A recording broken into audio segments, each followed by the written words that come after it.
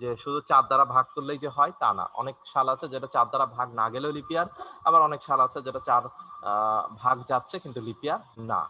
এজন্য স্ট্যান্ডার্ড যে নিয়মটা আছে সে নিয়মটা হলো আমরা ফার্স্ট ইনিশিয়ালি যে কোনো একটা সাল যেটা আমরা লিপিয়ার কি লিপিয়ার না, এখানে একটা দেখো ডায়মন্ড শেপ দিয়ে আছে, এই ডায়মন্ড শেপ দ্বারা বোঝানো হয় সিদ্ধান্ত নেওয়া। ওই যে ইফের ভেতরে আমরা এই সিদ্ধান্তটাই নিব যে কোনো একটা সাল, সেই সালটাকে আমরা ফার্স্টে ভাগ করব 400 দ্বারা।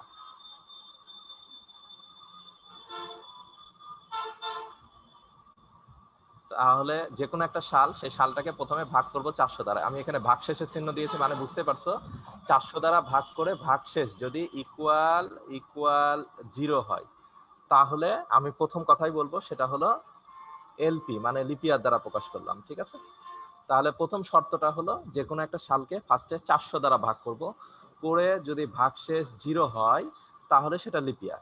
আচ্ছা, যদি না হয়, ধরো এদিক দিয়ে আমরা বলছি না এন, আর এটা দ্বারা বোঝাচ্ছি ইয়েস। ঠিক আছে, আচ্ছা যদি না হয় তাহলে কি আমি ছেড়ে দেব? না। এরপরে আমরা আবারও পুনরায় আর একটা শর্ত আমরা এখানে দিব, সেই শর্তটা আমাদেরকে একটু মনে রাখতে হবে।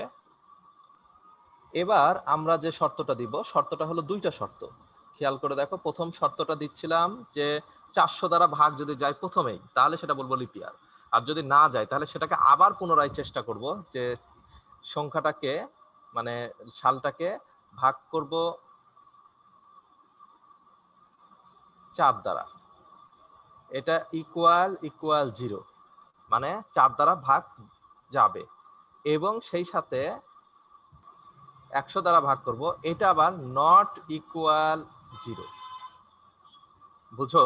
তাহলে এখানে কিন্তু দুইটা শর্ত দিচ্ছি। প্রথম শর্তটা যেটা দিলাম সেটা হলো যে আমরা প্রথমে 400 দ্বারা ভাগ করব, করে ভাগশেষ যদি 0 পাই তাহলে সেটা তো লিপিয়ার। আর যদি না হয় তাহলে আমরা পুনরায় আবার ভাগ করব 4 দ্বারা, সেটাতে 0 হতে হবে, সেই সাথে 100 দ্বারা আবার নট ইকুয়াল টু 0, মানে 100 দ্বারা ভাগ যাবে না কিন্তু 4 দ্বারা ভাগ যাবে।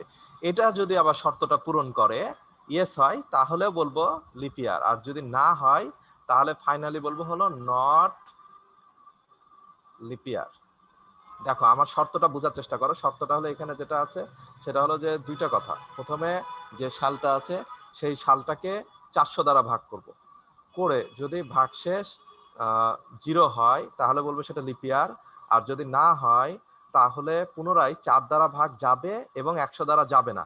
এই শর্তটা যদি পূরণ করে তাহলে সেটা বলবো কি নট লিপিয়ার। আর যদি মানে শর্তটা পূরণ না করে তাহলে নট লিপিয়ার, যদি করে তাহলে আবার পুনরায় বলবো লিপিয়ার। তাহলে লিপিয়ার বের করার দুইটা শর্ত পাচ্ছি, একটা হলো 400 দ্বারা ভাগ যাবে, আর আরেকটা হলো 4 দ্বারা যাবে কিন্তু 100 দ্বারা যাবে না। এইটা যদি হয় তাহলে লিপিয়ার, আদারওয়াইজ লিপিয়ার না। এখন এই শর্তে তুমি ওই 300টাকে ফেলে দাও, তাহলে 300টা যদি এখানে আসে, 300কে 400 দ্বারা ভাগ কি যাচ্ছে? যাচ্ছে না। তাহলে আবার এখানে আসলো 4 দ্বারা কি ভাগ যাচ্ছে? হ্যাঁ যাচ্ছে, কিন্তু 100 দ্বারা, শর্ত মতে 100 দ্বারা যাবে না। কিন্তু দেখো 3 দিয়ে তো 3 100 হয়ে যাচ্ছে, অতএব শর্ত মতে এটা পূরণ করছে না, অতএব এটা নট লিপিয়ার। আর যদি এটা হতো তাহলে লিপিয়ার। বোঝা গেছে? তো এই শর্তটা যেহেতু পূরণ হচ্ছে না, অতএব এটা হলো নট লিপিয়ার। কিভাবে করা যায়? আচ্ছা আমরা প্রোগ্রামটাতে একটু পরে যাচ্ছি, আমি আর একটা কথা বলে নিই, তারপরে আমি হলো 5 নাম্বার প্রবলেমটা দেখো।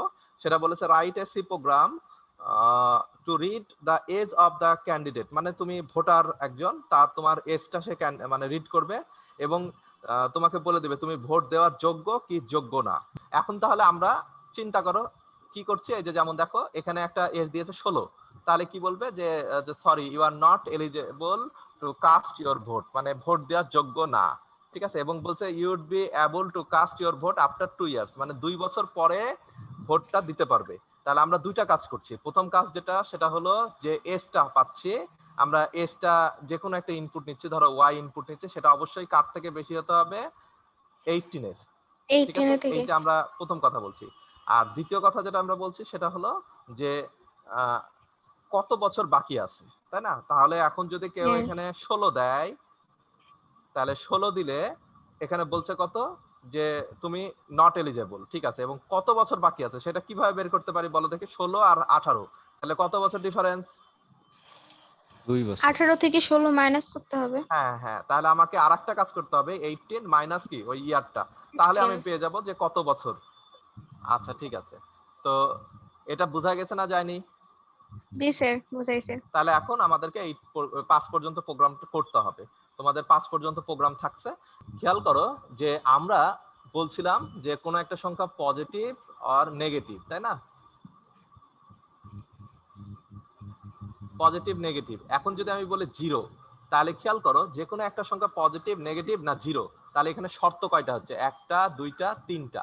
তাহলে আমরা এ পর্যন্ত ইফ, আর একটা হলো ইলস। এলস। এটা হলো দেখো, এটা হলো সত্য হলে এটা হবে, মিথ্যা হলে এটা হবে। তার মানে এখানে কয়টা? অনলি দুইটা। ঠিক আছে, দুইটা শর্ত হলে ঠিক আছে, যে পজিটিভ আর নেগেটিভ। ঠিক আছে, যে যদি বলি যে কোনো একটা সংখ্যা ধরো n নিলাম, সেটা যদি 0 থেকে বড় হয় তাহলে বলবো প্লাস ভি, আর এলস নতুবা কি মাইনাস ভি। তাহলে এটা পজিটিভ নেগেটিভ ঠিক আছে। কিন্তু এখন আমরা বলছি যে পজিটিভ নেগেটিভ আবার আর একটা শর্ত দিচ্ছি 0, তার মানে কি 2 এর অধিক। তাহলে আমরা 2 এর অধিক যদি শর্ত থাকে তখন কিভাবে কাজ করব সেটা এখন আজকে দেখব। আমি আবারও বলছি 2 এর অধিক যদি শর্ত থাকে তখন আমরা কিভাবে কাজটা করব। তো 2 এর অধিক শর্ত যদি থাকে তখন আমরা যেটা লিখব সেটা হলো যে ইফ এলস। ইফ আমার এখানে শর্তটা, তার মানে কন্ডিশন। ঠিক আছে, তারপরে আমরা যেটা করছি প্রিন্টএফ, আমার কাজটাকে আমরা বোঝাচ্ছি, যে কোনো একটা কাজ থাকতে পারে, সে কাজটা আমরা এখানে দিচ্ছি। তারপরে বলছিলাম ইলস। ইলস বলার পরে আমি সরাসরি লিখছিলাম কি নতুবা আর একটা কাজ, তাই না? এখন খেয়াল করো আমার শর্ত তো দুইটা না, 2 এর অধিক। যেহেতু 2 এর অধিক সেহেতু এই ইলস এর পরে আমাকে আরেকটা ইফ লিখতে হবে, দিয়ে আবারও কন্ডিশন আমাকে আরেকটা দিতে হবে। তাহলে দেখো প্রথম ইফের একটা ইলস পেয়েছি, দ্বিতীয় ইফের আমরা আরেকটা কি পাবো? ইলস পাবো। এটাকে বলা হয় শর্তের ভেতরে শর্ত। তোমরা অলরেডি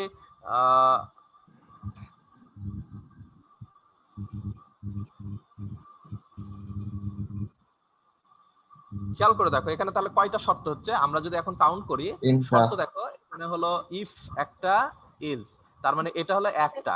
এর আন্ডারে আবারও আরেকটা কি আছে? If else. তাহলে দেখো এটা একটা শর্ত, দুইটা শর্ত, তিনটা শর্ত।